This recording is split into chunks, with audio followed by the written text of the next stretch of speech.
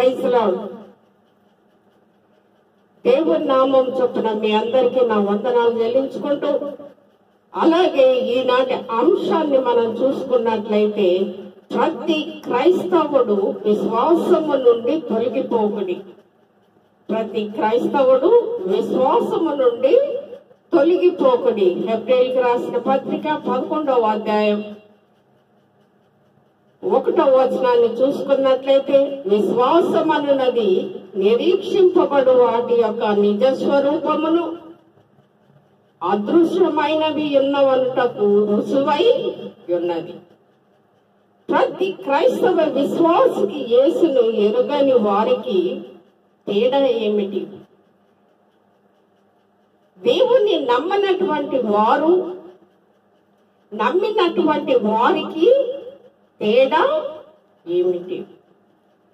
కనుక ఇందులో రాయబడినది మనం చూస్తూ ఉంటున్నాం. విశ్వాసికి రక్షణ పొందక ముందు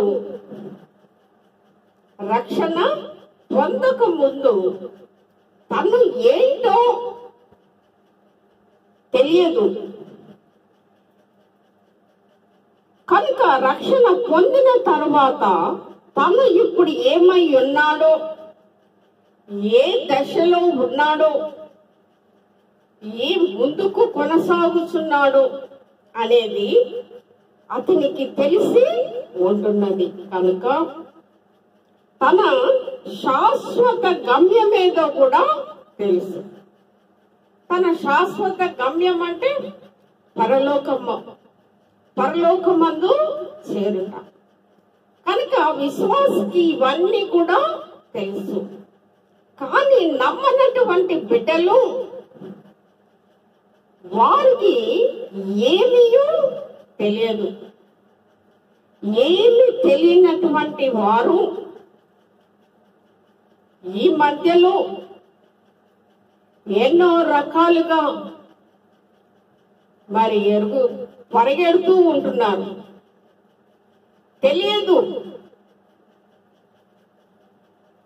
ఒక సన్యాసి సాతానుని ఎన్ని విధాలుగా మార్పులు చేస్తూ, ఎన్ని విధాలుగా మనుషుల్ని మగ్గపెడుతూ, ఎన్ని విధాలుగా మనుషుల్ని నాశనం పట్టిస్తున్న సాతాను గాని కోరుపెరుగుతలేడంటే వాడే విశ్వాసము లేనటువంటి వారు ఎన్నో రీతిలుగా క్రైస్తవుల మీద పడుతూ ఉంటున్నారు. అంటే వారికి తెలియదు ఏది నిజమా, ఏది అబద్ధము అనేది వారికి తెలియట్లేదు. కనుక తప్పిపోయిన వారిలాగా చేస్తూ ఉంటున్నారు. కనుక నిజాన్ని నిప్పులాగా మాట్లాడుతున్నటువంటి వారిని గుమిగూడి రోడ్ల మీద ఎన్నో రీతిలుగా మాట్లాడుతూ ఉన్నారంటే వారికి బుద్ధి ఉందా అని మాట్లాడుతూ ఉంటున్నాం. ఈ విశ్వాసం అనేది స్థిరమైనది. దాని మీదనే మనము నిలుస్తూ ఉంటాం. విశ్వాసములను స్థిరపడినట్లయితే దాని మూలముగా మనము నిలుచుని ఉంటాం. మనము నిరీక్షణ గల వాళ్ళము కనుక స్థిరమైన పునాది మీదనే మనము నిలబడి ఉంటాం. స్థిరమైన పునాది మీదనే నిలబడి ఉంటున్నాము. కనుకనే మనకు ఎన్ని అపాయాలు, ఎన్ని బాధలు, ఎన్ని నిందలు వచ్చినా, ఎన్ని మరణాలు వచ్చినా తట్టుకుంటూ ఉంటున్నారంటే దేవునికి హతసాక్షులు అవుతూ ఉంటున్నారు. ఇప్పటి వరకు క్రైస్తవులు ఎంతో మంది చనిపోయి ఉంటున్నారు. ఎంతో మంది ఊరు విడిసి వెళ్ళినటువంటి వారు ఉంటున్నారు. కానీ వారి కొరకు ఎవడు కూడా రోడ్డు మీద మాట్లాడతలేరు. కానీ వారి విషయంలో ఒక్క సమస్య వచ్చిందంటే, వారి తప్పులను ఎత్తి చూపితే రోడ్ల మీద ధర్నా చేస్తున్నారు. చూడు, బుద్ధి లేని మనుషులు, జ్ఞానము లేదు. అది ఏదో ఒక గొప్ప మతముగా భావిస్తూ అనేకులని రెచ్చగొడుతూ ఉంటున్నారు. కనుక స్థిరమైన పునాదిని మీదనే నిల్చున్నారు. కష్టాలు వస్తున్నాయి, నష్టాలు వస్తున్నాయి అని విడిచిపెడతలేరు, కానీ మరణమైన సావైన చనిపోతూనే ఉంటున్నారు. మన విశ్వాసమే మన మార్గము, మన పరలోకము వైపు ప్రయాణిస్తూ ఉంటాం. మన విశ్వాసంగా ఉన్నట్లయితే మనకు పరలోక రాజ్యంలో ప్రవేశించుటకు మార్గము సిద్ధపరిచే దేవుడై ఉంటున్నాడు. మనము గమనిస్తూ ఉంటున్నాం. అతని దేవుని మీద విశ్వాసముతో నువ్వు ఉన్నట్లయితే నీ భవిష్యత్తు మీద నీకు భయము ఉండదు. నీ భవిష్యత్తు మీద నీకు భయము ఉండదు. విశ్వాసంగా ఉండుడి అని దేవుడు మాట్లాడుతూ ఉంటున్నాడు. భయపడకుడి అని ఎన్నోసార్లు బైబిల్లో రాయబడి ఉంటున్నది. కనుక భయపడు వారు తమ విశ్వాసమును మరొక్కసారి పరీక్షించుకో. ఒకవేళ నువ్వు భయపడుతూ ఉండొచ్చు, నీ విశ్వాసాన్ని మరొకసారి పరిశీలించుకో. కనుక పెద్ద పెద్ద వాళ్ళు ఎంతో మంది రాజ్య పరిపాలన చేస్తూ ఉంటారు, కానీ ఎక్కడ సమస్యలు వచ్చినా పట్టించుకోరు. అక్కడ తేడా మనం గమనిస్తూ ఉంటున్నాం. క్రైస్తవులైతే ఏ విధంగానైనా చనిపోవచ్చు, కానీ హిందువుల పట్లనే మతాలు, కులాలు, భేదాలతోటి ఎన్నో రీతిలుగా హింసిస్తూ ఉంటున్నారు. అదొక సాతాను, అదొక దయ్యంలాగా ఈ రాజ్య పరిపాలనలో నిలబడి ఉన్నదంటే దానికి ఒక సమయము, టైం వచ్చినప్పుడు దాన్ని కొల్లగొట్టే వారిగా ఉంటారు. నీ విశ్వాసము సజీవమైనదైతే మనము యేసుతో శాశ్వతంగా ఉంటాం. నీ విశ్వాసము సజీవమైతే మనము శాశ్వతముగా దేవునిలో నిలబడతాం. నీ విశ్వాసము లేకున్నా అవిశ్వాసముతో ఉన్నట్లయితే నువ్వు త్రొట్టిల్లి పోతూ ఉంటావు. నువ్వు సరైన మార్గంలో నిలబడలేవు. నీ ఆత్మలో దేవుడు మాట్లాడలేకపోతూ ఉంటాడు. నీకు ధైర్యము చెడిపోతూ ఉంటున్నది. మరి పిరికితనముగా ఉంటా. కనుక ప్రతి క్రైస్తవుని హింసించేటప్పుడు లేని నోరు ఇప్పుడు నడి రోడ్డు మీద కుక్కలు మొరిగినట్లుగా మొరుగుతూ ఉన్నాయంటే సిగ్గు లేనటువంటి ఈ యొక్క రాజ్య పరిపాలన ఎలా ఉందో చూస్తూ ఉంటున్నాం. ఎంత హింస అంటే కుళ్ళతో, కుట్రతో కూడుకున్నటువంటి సమాజంలో పరిపాలిస్తూ ఉంటున్నాం. ప్రధానిగా కాక ఓడిపోయినప్పటికీ నేనే ప్రధాని అని ఆశిస్తూ ఉంటున్నాడే దుర్మార్గుడు. చేసిన విధవ పనులన్నీ ఎన్నో ఇండ్లు కూలగొట్టినారు, ఎన్నో ధ్వంసము చేసినారు, ఎన్నో అపాయాలను సృష్టించినారు. తొంగి చూడని మణిపూరుని మరి అట్టి వాడికి ఎలా బుద్ధి చెప్పాలా అది తెలియదా? మనిషి మానవుడా, మృగమా? ఈనాడు యేసును మనము చూడలేకపోయినప్పటికీ ఆయన వాక్యము స్థిరముగా ఉన్నది. ఆయన సజీవముగా ఉన్నాడు. అప్పుడు ఆయన కట్టడాలు నిలిచి ఉన్నాయి. ఆయన మందిరాలు నిలిచి ఉన్నాయి. ఆయన ఉపమాన రీతిగా బోధించినవి ఉన్నాయి.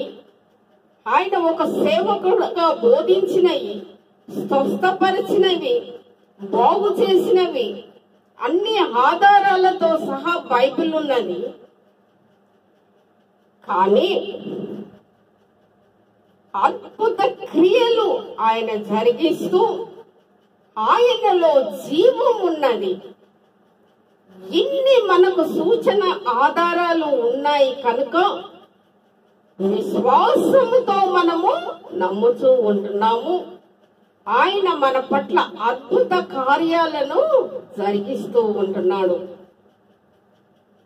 అందు నిమిత్తమే మనము నమ్మకముతో విశ్వాసముతో ఉండుడి. నమ్మకము విశ్వాసము ఎంతో అవసరమై ఉన్నది. పురాతన కాలంలో ఉన్న ఆయన సమాధి కూడా ఉన్నది. చూడండి, చూసి నమ్ముట కంటే చూడక నమ్ముట ఎంతో మేలు. అంటే ఆయన ఆనవాళ్ళు ఉన్నవి, ఆయన చేసిన కార్యాలు ఉన్నవి, పరిశుద్ధ గ్రంథము ఉన్నది. కనుక ఆయన సృష్టించిన భూమి, ఆకాశములు, నక్షత్రములు, జంతువులు, పక్షులు సమస్తము ఆయనే. కనుక మనము ఉదాహరణగా తీసుకున్నట్లయితే చూడండి, ఏబేలు కయ్యూను కంటే శ్రేష్టమైన బలి దేవునికి అర్పించి ఉంటున్నాడు. దేవుడు అతని అర్పణలను గురించి సాక్ష్యం ఇచ్చినప్పుడు అతడు ఆ విశ్వాసమును బట్టి నీతిమంతుడని సాక్ష్యం ఇచ్చినాడు. అతడు నీతిమంతుడని సాక్ష్యం ఇచ్చినాడు. అతడు మృతి పొంది ఆ విశ్వాసము ద్వారా మాట్లాడుతూ ఉంటున్నాడు. విశ్వాసం ద్వారా మాట్లాడుతూ ఉంటున్నాడు. మృతి చెందినా కూడా, అంటే భూమిలో ఆయన రక్తము మొరపెట్టుచూ ఉన్నది. చూడండి, దేవుడు ఎంత గొప్పవాడు. దేవుడు తలంచుకుంటే అదే మాట ఎవరైతే కయీను ఏబేలును చంపిన రీతిగా ఆ రీతిగా విశ్వాసముతోటి అతడు మొరపెట్టుచూ ఉండెను. చనిపోయినా కూడా మొరపెట్టుచూ ఉన్నాడు. ఎందుకు? దేవుడికి తెలుసు. అదే విశ్వాసమును బట్టి రెండో పాయింట్ చూసినట్లయితే, అదే విశ్వాసమును బట్టి హానోకు మరణము చూడకుండా కొనిపోబడెను. హానోకు మరణము చూడకుండా కొనిపోబడెను. అతడు కొనిపోబడక మునుపు దేవునికి ఇష్టుడై ఉండెను. విశ్వాసం ఉన్నది, దేవునికి ఇష్టుడుగా ఉన్నాడు కనుక సాక్ష్యము పొందెను. అతడు దేవుని ఎదుట సాక్ష్యము పొందెను కనుక దేవుడు అతన్ని కొనిపోయెను. మరణము చూడకుండా దేవుడు అతనిని కొనిపోయెను. దేవునికి ఇష్టడుగా జీవించినాడు. మరి మనము ఇష్టలుగా జీవిస్తూ ఉంటున్నామా? ఎలా జీవిస్తూ ఉంటున్నాం? నిజాన్ని నిజము అంటే ఈ లోకంలో తప్పుగా భావిస్తూ ఉంటున్నారు. క్రైస్తవుల మీద పడి ఎన్నో రీతిలుగా చంపుతూ ఉంటున్నారు. సువార్తను ప్రకటించుట బంధిస్తూ ఉంటున్నారు. ఎన్ని జరుగుతూ ఉన్నప్పుడు మరి నిజాన్ని నిజము మాట్లాడిన రాహుల్ మీద ఎందుకు అంత కక్ష? పక్కనున్న వాడి మీద ఎందుకు కక్ష లేదు? అన్ని దుర్మార్గాలు చేస్తున్నాడు. ఎన్నో మానవులను చంపిస్తూ ఉంటున్నాడు, దోచుతూ ఉంటున్నాడు. దోచుకొనుట. పేదలు లేరా? వారికి ఉద్యోగాలు లేవా? మరి వాళ్ళ జీవితాలు ఎలా గడపాలా? నువ్వు ఒక రోజుకు లక్షలు ఖర్చు పెడుతున్నావు, అందులో ఒక కాస్త కూడా వారికి ఉద్యోగం కూడా దొరకనీయకుండా కష్టపెట్టుచూ ఉన్నావంటే ఎంతటి క్రూరత్వము! యవ్వన బిడ్డలు తెలుసుకునే రీతిగా ఉండాలి. అనవసరముగా తిరగబడకండి. మిమ్మల్ని కష్టపెట్టే వ్యక్తి ఎవరో గుర్తు చేసుకోండి. కనుకనే ఉన్నది ఉన్నట్లుగా మాట్లాడుతూ ఉంటున్నాం. లేనిది కల్పితము చేస్తలేము, కానీ ఇష్టం వచ్చినట్టు అబద్ధ సాక్ష్యాలు మాట్లాడుతూ ఉంటున్నాడు. వయసుకి మించి మాటలు కాదని. కనుక దేవుడు అతని కొనిపోబడేను. విశ్వాసము లేకుండా దేవునికి ఇష్టడై ఉండట అసాధ్యము. నీకు విశ్వాసము లేకుండా దేవునికి ఇష్టడుగా ఉండట అసాధ్యము. ఏదో ఎలక్షన్ల కోసము మందిరాలు కట్టించి భక్తులు దొంగ భక్తులుగా నటిస్తూ ఎన్నో రీతులుగా కుయుక్తి పనులు. కానీ ఆ దేవుడికైనా ఉండాలి కదా కనికరము. అలాంటి శాస్త్రాలతోటి ముందుకు సాగుతున్నాడంటే బలమైన దెబ్బనే ఉంటున్నది. దేవుని యొద్దకు వచ్చువాడు ఆయన ఉన్నాడనియు తన్ను వెదకు వారికి ఫలము దయచేయు. నువ్వు దేవుడు ఉన్నాడని నమ్మిన ఎడల, ఆయన యొద్దకు వచ్చిన ఎడల నువ్వు ఫలమును పొందగలవు. నీతో దేవుడు మాట్లాడతాడు. నీ అవసరాలను తీర్చేది ఆయనే. నీ వెన్నంటూ ఉండు కాపాడేది ఆయనే. ప్రతి సమస్యల నుండి తప్పించేది ఆయనే. మరి రాహుల్ ఏం తప్పు మాట్లాడలేదు. మరి క్రైస్తవులు ఇంతగా హింసిస్తూ ఉంటున్నారు. మరి మణిపూర్ పోయి పోవచ్చు కదా వాడు. అంటే క్రైస్తవులు అంటే అంత చునకన. ఎప్పుడు ఒక్కడు కూడా నోరు ఇప్పడు. ఇప్పుడు రోడ్ల మీద ఎగురుతూ ఉంటున్నారు. కనుక విశ్వాసమును బట్టి, మూడో పాయింట్ చూస్తే, విశ్వాసమును బట్టి నోవాహు దేవుడి మాట చొప్పున తన కుటుంబమును రక్షించుకొనుటకు ఒక ఓడను తయారు చేసుకొనేను. దేవుడు మాట్లాడినాడు నోవాహుతో. ఎందుకు? పాపము అధికమైనది, ప్రతి ఒక్కరిని నాశనము చేసి చంపివేస్తాం. కనుక నువ్వు నీ కుటుంబము వరకు ప్రతి జంతువును, పక్షిని,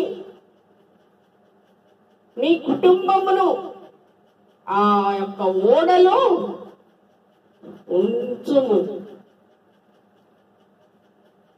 కనుక 40 దినములు వర్షము ఎడకొరియకుండా వచ్చి ఉన్నది. కనుక నోవాహు ఇష్టుడై ఉన్నందున ముందుగానే ఆయనకు సంభవించబో సమస్యను తెలియపరిచినాడు. మరి ఈనాడు నువ్వు విశ్వాసముతో ఉంటే నీతో మాట్లాడే దేవుడు నీకు వచ్చే సమస్యలను తొలగించే దేవుడు అయి ఉంటున్నాడు. కనుక నీవు భయభక్తులు కలిగి తన ఇంటి రక్షణ కొరకును నువ్వు ప్రార్థించి దేవునికి దగ్గరగా ఉండాలి. అప్పుడే నీ సమస్యను తొలగించే దేవుడై ఉంటున్నాడు. ఈ దినాలు రోజులు సరిగా లేవు. ఒకరికి ఒక న్యాయము, ఒకరికి ఒక న్యాయము.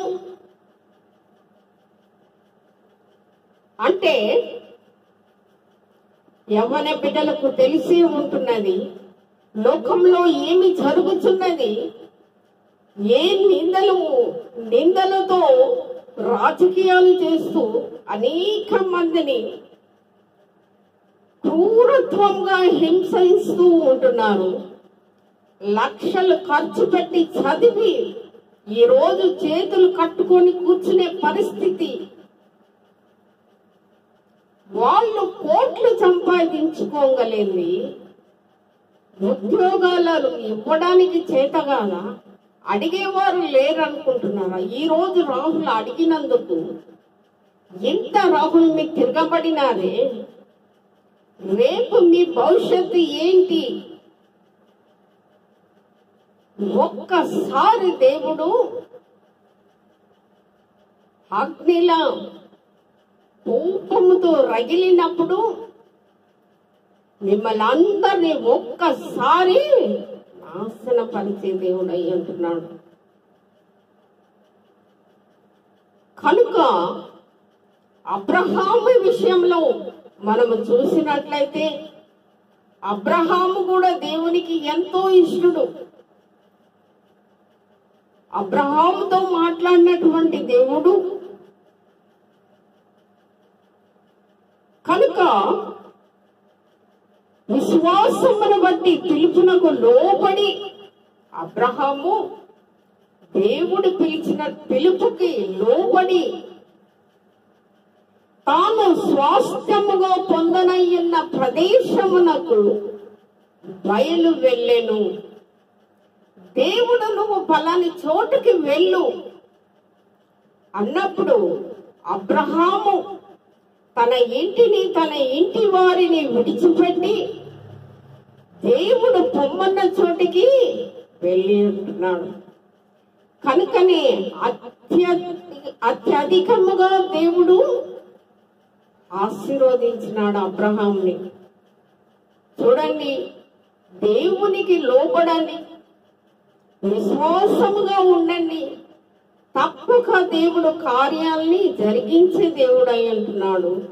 ఇప్పుడు మనము వాక్యములో చూసుకున్న ప్రతిదీ కూడా దేవుడు మన ఎంతూ ఉంటూ మనతో ఉంటూ ప్రతి విషయంలో కూడా మనకు తోడై ఉంటున్నాడు. కనుక ప్రతి ఒక్కరూ ఆలోచింప చేయడి. ప్రతి క్రైస్తవులు పడే బాధలు, హింసలు, ఇప్పటికీ చల్లారన్నటువంటి మంటలు, ఆహారము త్రాగుటకు నీరు లేకుండా అలమటిస్తున్నటువంటి పరిస్థితి మణిపూర్లో. ఇప్పటికీ తన పాదం అక్కడ పెట్టలేదంటే నాకు చూసి మణిపూర్ని అమ్మేసినట్టున్నాడు, తాకట్టు పెట్టినట్టున్నాడు. నిజమే, ఇంత క్రూరమైనటువంటి తోడేళ్ళు పరిపాలిస్తున్నారు. జాగ్రత్త, ప్రతి విషయంలోనూ నమ్మకముగా దేవుణ్ణి ప్రార్థించినట్లయితే ఆయన యొక్క ఖడ్గమే వాడికి సరైనటువంటి గురి.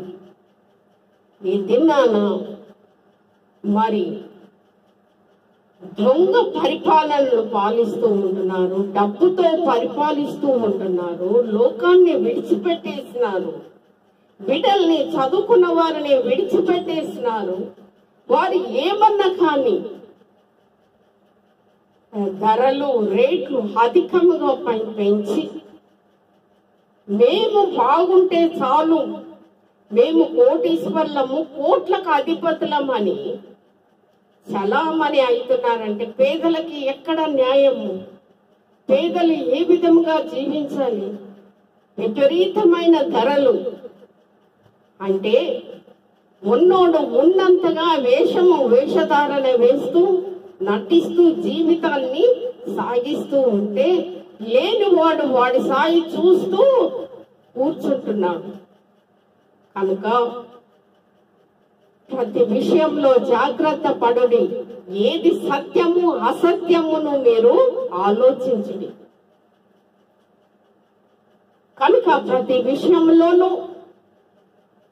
ప్రార్థన మూలముగా ప్రతిదీ జయించాలి. కనుక మణిపూర్ పాపము ఇలాంటి దుర్మార్గులకి పాపము అధికమై పాపముతో కొట్టుకొని పోయే వారిగా ఉంటారు. కనుక అలాంటి ఉగ్రత దేవుడు వారి మీద రప్పిస్తూనే ఉంటున్నాడు. ఎప్పుడు మనుషుల్ని చంపడము, హత్య చేయడము, రాజకీయాలు చేయడము, కోట్లు కొల్లగొట్టడము.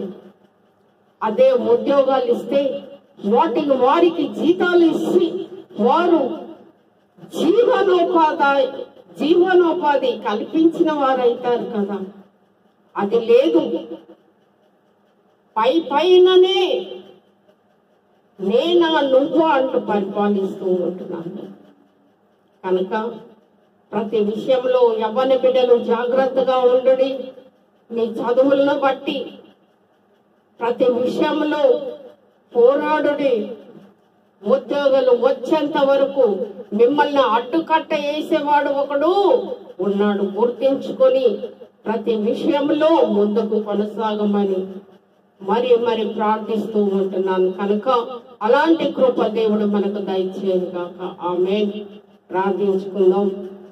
పరిశుద్ధుడా మా పరలోకపు తండ్రి, సమస్తము నీదై ఉంటుండగా ఈ లోకంలో తండ్రి దేవం ఎంతో మంది పేదలు, ఎంతో మంది తిండి లేనటువంటి వారు, ఎంతో మంది దరిద్రంగా బతికేటటువంటి వారు నాయన, అటువంటి వారిని కనికరించి వారికి సహాయం చేయమని ప్రార్థిస్తూ ఉంటున్నాను.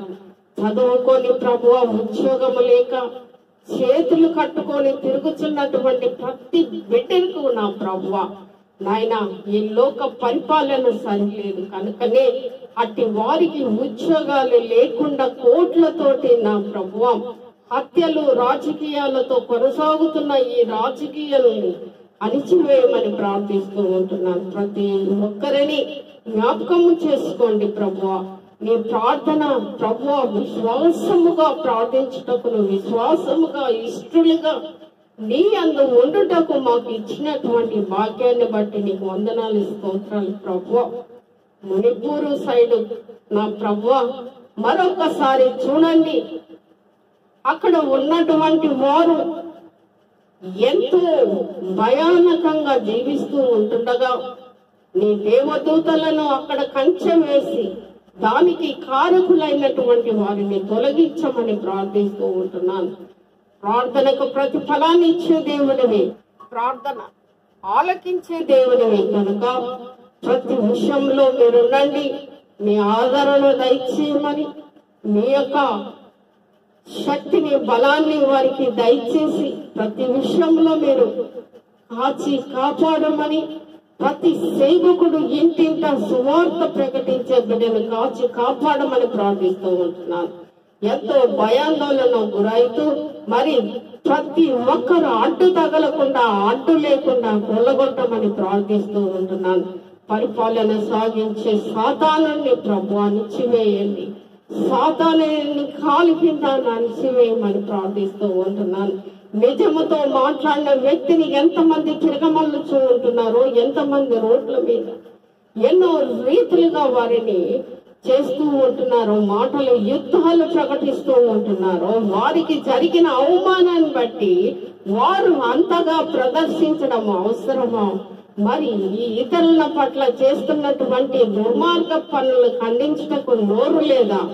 కనుక అటు వారిని ప్రభు ఖండించి గద్దించమని ప్రార్థిస్తూ ఉంటున్నాం. ప్రతి విషయంలో మీరు తోడై ఉండండి, ప్రతి కుటుంబంలో మీరు తోడై ఉండండి.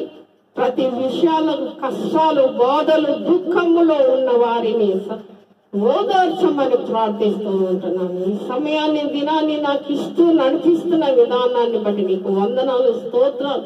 నా ప్రార్థన ఆలకించినటువంటి నా ప్రభువు నా ప్రతి విషయంలోనూ నా ప్రభు ఎంత ఆయాసంగా, బాధగా మేము ప్రార్థిస్తూ ఉంటున్నామో దానికి జవాబు దయచేయమని మా ప్రభు, మా రక్షకుడు అని యేసుక్రీస్తునామం పెట్టడానికి వేడుకొనుచున్నాము తండ్రి.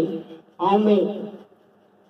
మీరు విన్నటువంటి వాక్యము ఇతరులకు షేర్ చేయండి, సబ్స్క్రైబ్ చేసుకోమని, లైక్ చేస్తే ఇతరులకు చేరులాగా సహాయం చేయమని మరొక్కసారి మీ అందరి కోసం ప్రార్థిస్తూ ఉంటాను. ఆమేన్.